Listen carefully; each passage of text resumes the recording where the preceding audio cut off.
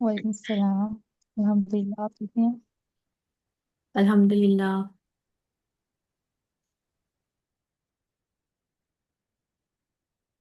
चलें इकरा।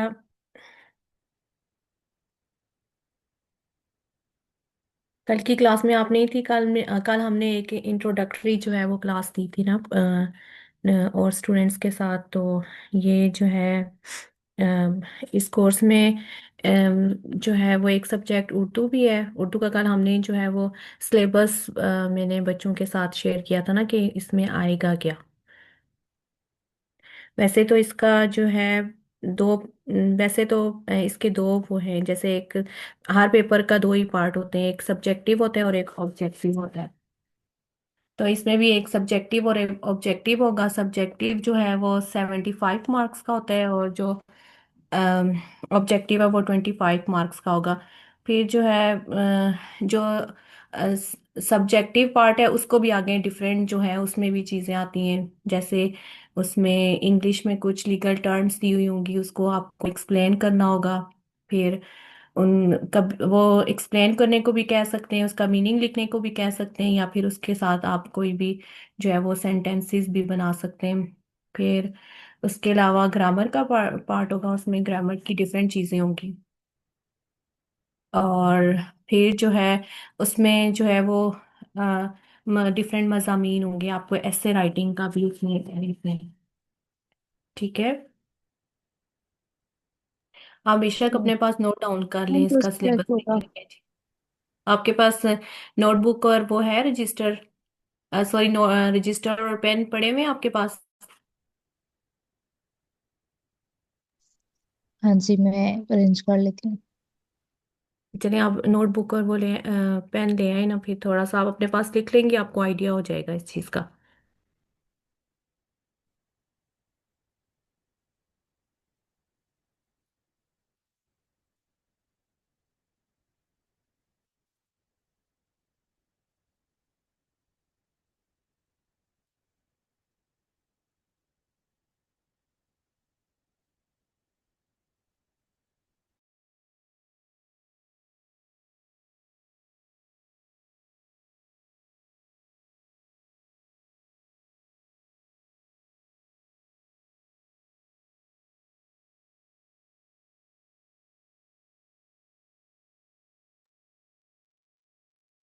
हम्म,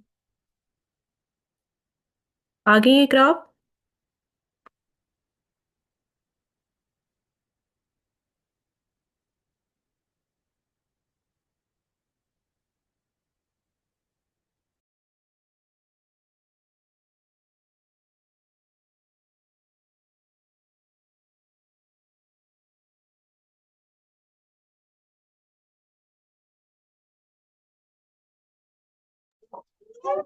हाँ जी, मैं हाँ इसमें जी, आप बोले। ना इसका थोड़ा सा आप सिलेबस को अपनी नोटबुक पे जो है वो वो कर लें, नोट डाउन कर लें। इसमें जो है सबसे पहले इस पेपर के दो पार्ट्स हैं ना, एक सब्जेक्टिव और ऑब्जेक्टिव।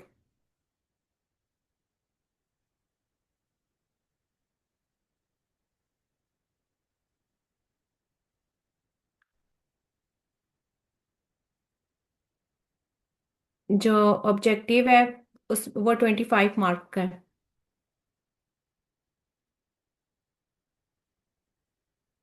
सब्जेक्टिव जो पार्ट है वो 75 का है।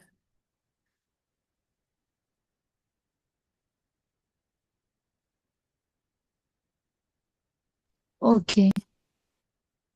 चलें, इसमें एक चीज़ ज़्यादा इम्पोर्टेंट है जो सब्जेक्टिव में ना, नोट कर लें कि उसमें क्या क्या चीज़ें आती हैं। जो सबसे जो मेन उसमें वो है, ये चीज़ सबसे पहले हमारे कॉन्सेप्ट क्लियर होने चाहिए कि पेपर में आएगा क्या। पेपर में क्या क्या चीज़ें वो होंगी। तो इसमें जो सब्जेक्टिव है उसमें सबसे पहले जो है ना वो इंग्लिश में कुछ लीगल टर्म्स देते हैं। जैसे जो लॉ की लैंग्वेज में कुछ वर्ड्स यूज होते हैं या कुछ टर्म्स यूज होती हैं, तो वो जो है वो पेपर में आती हैं। वो एग्जामिनर या जो पेपर बनाते हैं ये उन पे डिपेंड करता है कि वो उसमें वो अपनी चॉइस से ही क्वेश्चन देते हैं ना। जैसे कोई उनने वर्ड दे दिया या कोई लीगल टर्म दे दी, वो सम टाइम कहते हैं इस वर्ड को एक्सप्लेन करें, सम टाइम कहते हैं इसका मीनिंग लिखें और सेंटेंस बनाएं इस वर्ड का। ठीक है।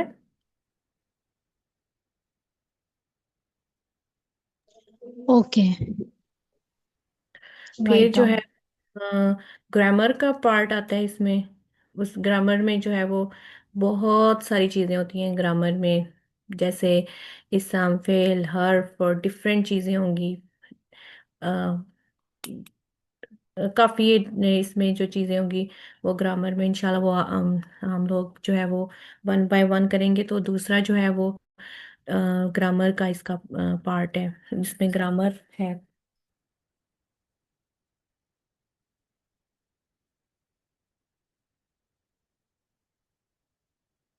ठीक है।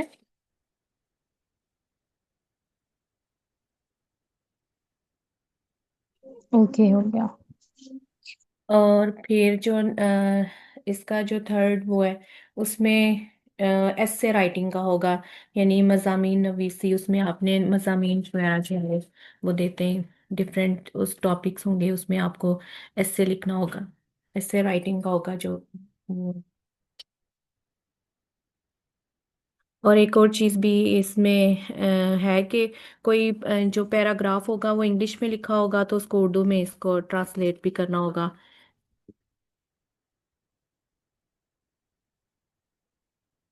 या इंग्लिश से ऑनलाइन वो। टेस्ट होगा? जी। ये टेस्ट ऑनलाइन होना है? नहीं नहीं, ये ऑनलाइन ही होना। ये जो ओके। कम्पिटेटिव एग्जाम्स होते हैं ना, जो मुकाबले के इम्तहानात होते हैं जिसमें डिफरेंट वो होते हैं, ये उसके लिए ये प्रिपरेशन करते हैं। ये सिविल जज की या सीजे की जो है हम कर रहे हैं प्रिपरेशन के लिए ये ये क्लास है। चलिए, हमने एक और स्टूडेंट ने भी ज्वाइन किया है।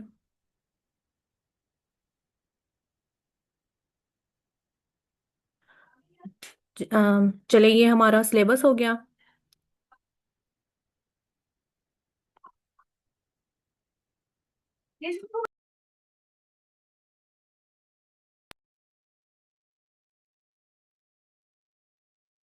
अस्सलाम वालेकुम फ़खर। फ़ाखिर हैं या फ़खर हैं?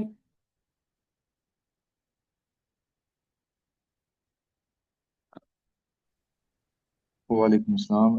इट्स फखर। हाँ। कैसे हैं आप? ठीक है। अल्हम्दुलिल्लाह, आई एम गुड। चलिए, हमारी 13 मिनट्स की क्लास जो है वो हो गई है। इसमें मैं इनके साथ डिस्कस कर रही थी अभी, जो हमारा ये उर्दू का पेपर होगा उसका उसका सिलेबस हम लोग डिस्कस कर रहे थे। जी ओके। चलिए, ये बाद में फिर कर लेंगे। आपको फिर मैं बता दूंगी अगर आपको इस रिक्वायर्ड हुआ तो। चलिए, इसमें सबसे पहले जो करेंगे पेपर में, इंग्लिश की लीगल टर्म्स के हवाले से मैं अभी इनको बता रही थी कि इसमें एक भी होती है उसको आपने एक्सप्लेन करना होता है या मीनिंग या उससे सेंटेंस बनाना होता है। ओके।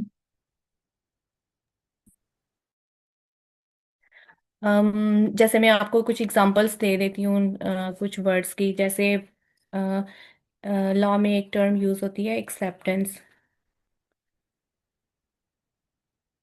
आप एक्सप्लेन कर सकते हैं कोई एक्सेप्टेंस का क्या वो है? इनमें अगर वैसे तो मैं आपको बताऊंगी। कि नॉर्मली किसी भी चीज को मान लेना, किसी एविडेंस को मान लेना जी या किसी आर्गुमेंट को मान लेना, एक्सेप्ट करना। जी। और ये जो है वो एक जब हम किसी से कोई कॉन्ट्रैक्ट वगैरह करते हैं वहां पे ये जो एक्सेप्टेंस का जो टर्म है ये वहां पे बहुत ज्यादा इम्पोर्टेंट होती है। कोई भी जो कॉन्ट्रैक्ट हम किसी से करते हैं बेशक वो जितना भी उसकी वैल्यू हो तो आपको बेशक वो वैसे तो लीगल लीगल लैंग्वेज में कहते हैं कि अगर आप किसी के साथ 100 रुपीज का भी कोई लेन देन करते हैं तो उसके लिए हमें कॉन्ट्रैक्ट कर लेना चाहिए। तो ये कॉन्ट्रैक्ट के लिए बहुत ही इम्पोर्टेंट जो है वो है कि उसमें जो है एक्सेप्टेंस बहुत ज़रूरी है। अगर आप किसी के साथ कोई कॉन्ट्रैक्ट करते हैं तो उसमें ये एक्सेप्टेंस का वो है। और इसके लिए उर्दू में जो वर्ड यूज़ होगा वो कबूलियत का होगा कि अगर आप किसी को कोई ऑफर करते हैं तो वो आगे से वो एक्सेप्ट कर लेता है। ठीक है।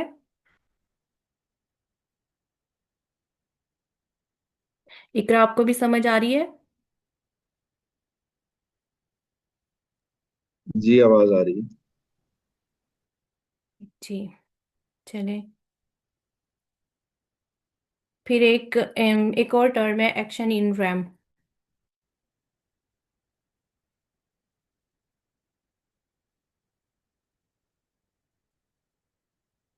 इसके लिए इसमें जो उर्दू का इसका मीनिंग है वो थोड़ा सा कह सकते हैं कि डिफिकल्ट सा ही है। अगर आपके पास नोटबुक है तो आप इसका मीनिंग लिख लें अपने पास।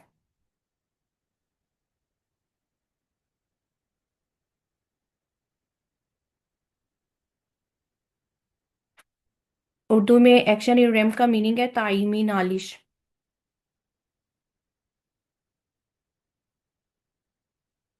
अगर आप लोगों को लिखना नहीं आएगा तो उर्दू में लिखना आ जाएगा आपको?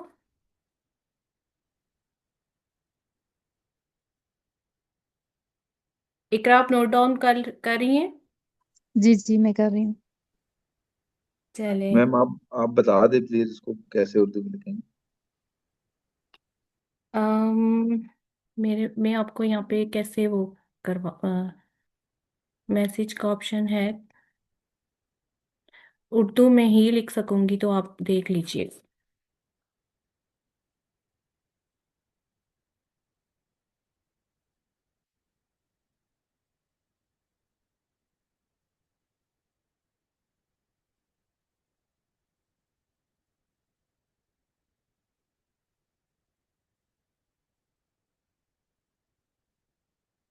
देखिए आपको समझ आ गई है?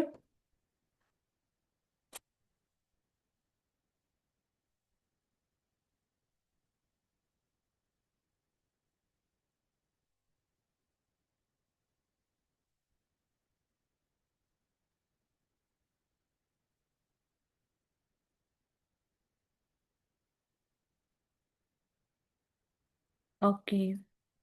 चले, ये एक लीगल टर्म है जो यानी किसी भी चीज थिंग्स के साथ इसको रिलेट किया जाता है। ये थिंग्स के लिए जो है वो होता है। इसका जो कंसेप्ट है इसका जो कंसर्न होता है इस कॉन्सेप्ट का वो जो है वो चीजों के लिए यूज होता है। थिंग्स के लिए या प्रॉपर्टी वगैरह के लिए यूज होता है। ठीक है।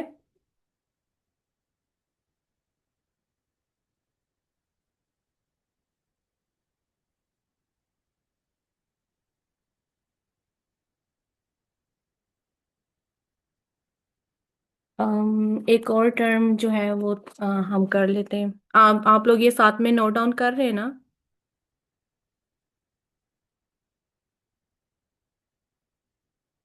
ओके। फिर एक और जो है वो एडजर्न है। एक और टर्म है। उर्दू से इसका मीनिंग होगा मुलतवी।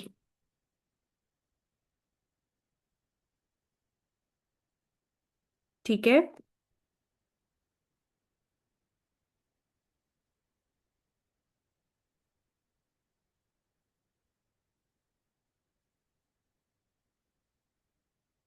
उर्दू से इसका मीनिंग है किसका मुलतवी। मतलब मैम? एडजर्न का मैं आपको मैसेज में लिख देती हूँ।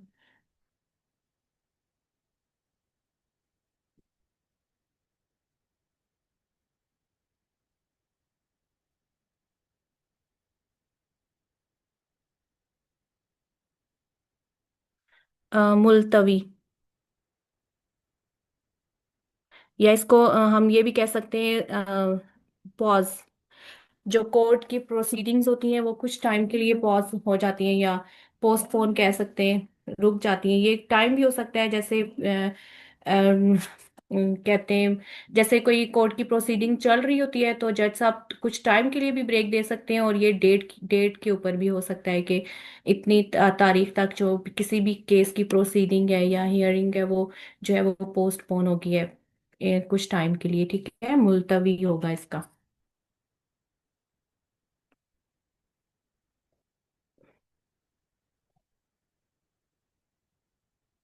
ये कोर्ट की भी रिक्वायरमेंट हो सकती है, और पार्टी भी जो है वो टाइम लेती है, अगर उसने कुछ और एविडेंस वगैरह या कुछ भी कोर्ट के सामने प्रेजेंट करना हो तो वो कोर्ट से जो है वो ले लेते हैं टाइम।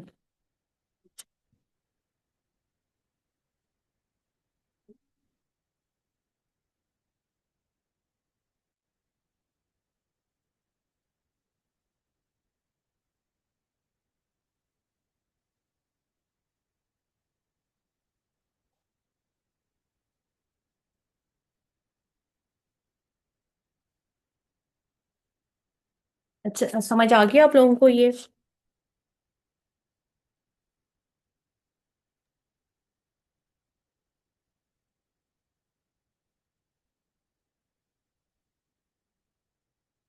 चलिए फिर हम थोड़ा ग्रामर से कुछ थोड़ा सा देख लेते हैं। ग्रामर में जो सबसे पहले चीज आती है वो तो अ, इसम फेल और हर्फ, यही चीजें आती हैं।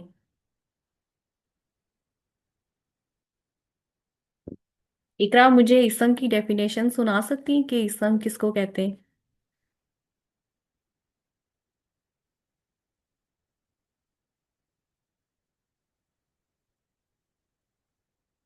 ये उर्दू की बहुत सारी चीजें ऐसी हैं जो थोड़ी सी फेड हो गई हैं हम लोगों के जहनों में, क्योंकि हम काफी टाइम से इसको देखते नहीं है, इस वजह से अभी इंशाल्लाह रिवाइज हो जाएंगी तो आ जाएगा।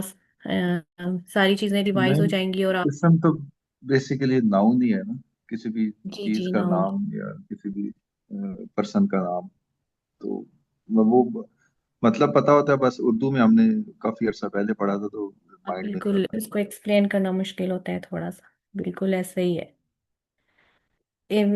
इसकी कितनी किस्में होती हैं, टाइप्स कितनी होती हैं इसम की, कुछ आइडिया है आपको?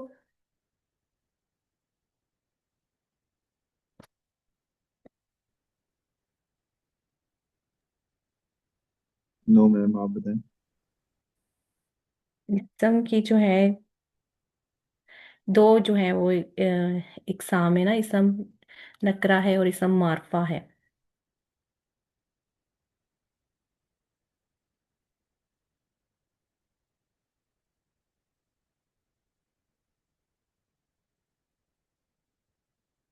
इसम नकरा और मारफा। नकरा, कुछ आइडिया है नकरा किसको कहते हैं?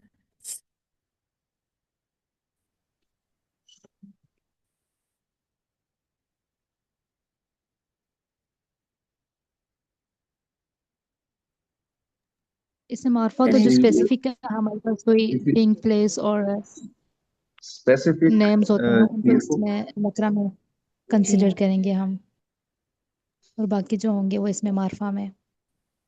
जी। कोई मारिफा भी। आई थिंक स्पेसिफिक है, जी और जी जी। नकरा सॉरी है नकरा। कोई कौन। हम्म।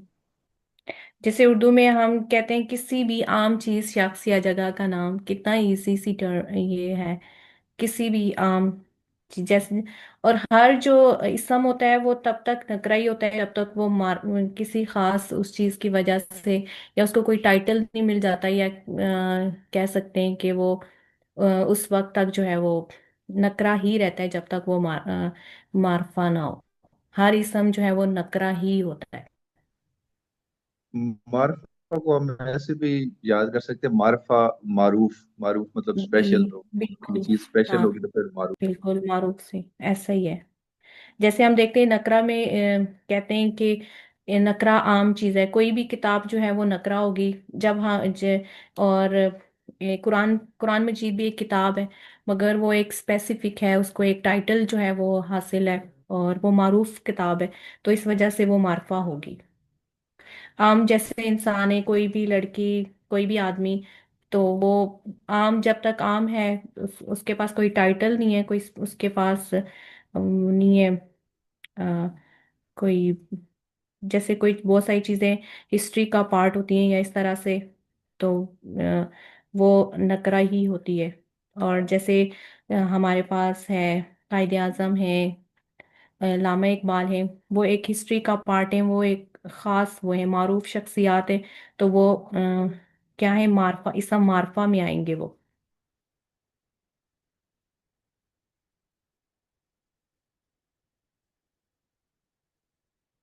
चलिए, ये तो कंसेप्ट आपका थोड़ा सा क्लियर हो गया।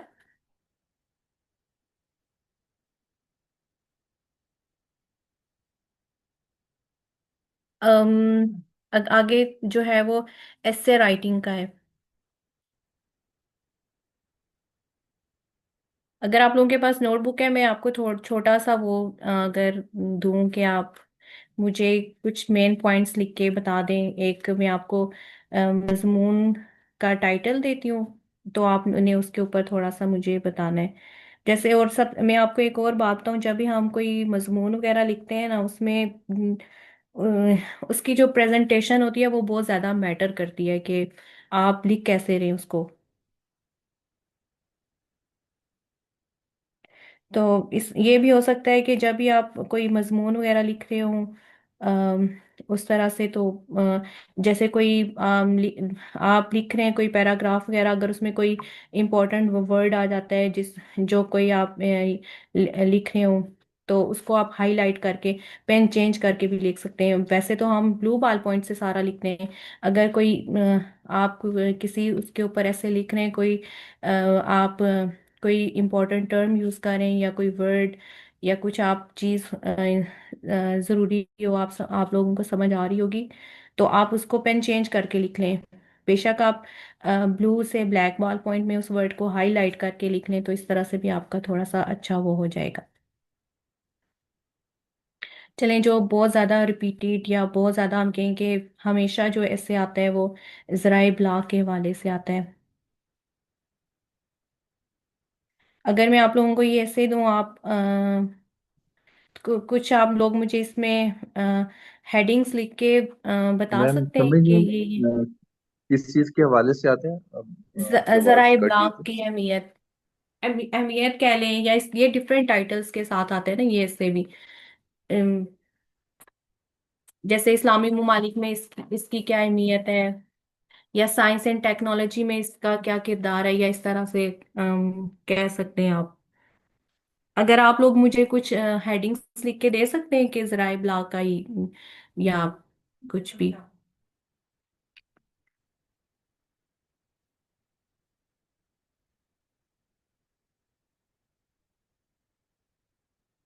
चलें फिर, ये आप लोगों को मैं होमवर्क दे देती हूँ। शायद अभी आप लोगों के पास वो है, आप मुझे बता दें, अभी आप कर सकते हैं। मैम इसको बाद में कर लेंगे, आपको फॉरवर्ड कर देंगे। हम्म। चलें फिर, ये ऑलमोस्ट हम लोगों ने आज थोड़ा मैंने आप लोगों के कॉन्सेप्ट क्लियर करने की कोशिश किया कि एक्चुअल में जो उर्दू का पेपर है उसमें क्या क्या चीज़ें जो है वो हमें कवर करने की ज़रूरत है। और इंशाल्लाह टाइम के साथ साथ मजीद जो है वो हम लोग करेंगे, और इंशाल्लाह आप लोगों को काफ़ी कुछ सीखने को भी मिलेगा। बस मैम एक्चुअली मैं क्योंकि लेट लेट ज्वाइन किया था, तो ये किसकी उर्दू के पेपर की डिस्कशन हो रही है? ये मैं समझ सीजे नहीं के पाया। पेपर की हो रही है। ओके। ओके। जी। अगर आप कहते हैं तो मैं आपको सिलेबस जो है वो बता देती हूँ कि इसमें क्या चीज़ें होती हैं, नहीं तो इंशाल्लाह फिर नेक्स्ट क्लास में कर लेंगे। जी okay ma'am, ma'am, next next में कर। क्लास में कर लेंगे। चलें, मेरे ख्याल से आज के लिए इतना इनफ है। Okay ma'am, thank you so much. Thank you. चलें, ठीक है फिर, इंशाल्लाह नेक्स्ट क्लास में मुलाकात होती है। अल्लाह हाफिज।